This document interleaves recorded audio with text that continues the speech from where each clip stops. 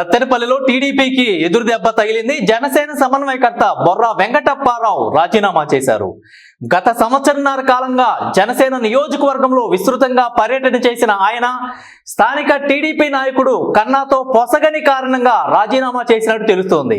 ఇక నియోజకవర్గంలో పాదయాత్ర చేశారు. గతంలో పవన్ కళ్యాణ్ ముఖ్యమంత్రి కావాలని రాజశ్యామల యాగం కూడా చేశారు బొర్రా వెంకటప్పారావు.